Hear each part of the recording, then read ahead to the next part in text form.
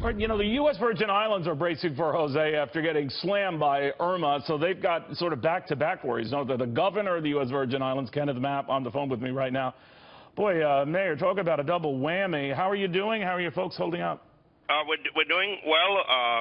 Jose is kind of moving a little to the north, so we may get some fringes of some tropical storm winds, but on the low side, and rain, that's what we don't need any of it, but we're prepared.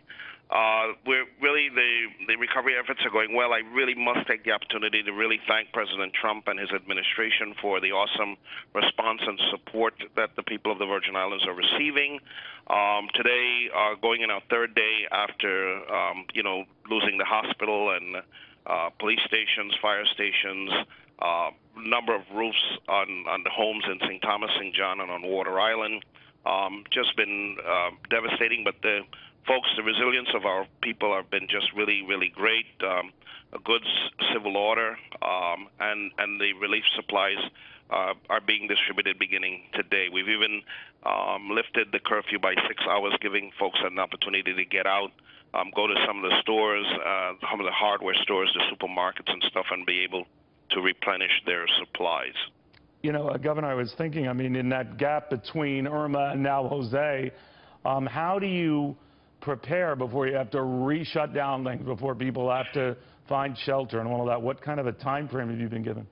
Well, we're going to really get into that very heavy this evening, and we opened additional shelters and schools that weren't damaged, and we're really encouraging folks that had any sort of breach in their home to just come onto the shelter for a number of hours just to be safe, and then they can go back, and particularly to get out the water. A number of folks have been sheltering their neighbors. Some folks have been flying over to St. Croix or getting over to St. Croix in the military transports.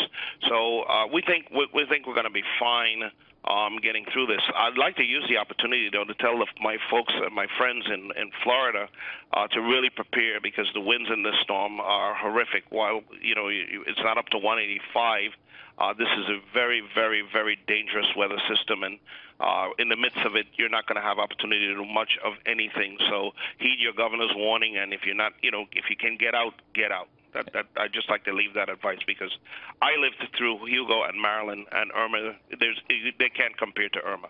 Wow. Good advice, Governor. Thank you very, very much. Kenneth Mapp, the U.S. Virgin Islands Governor, preparing now for yet another storm, Jose.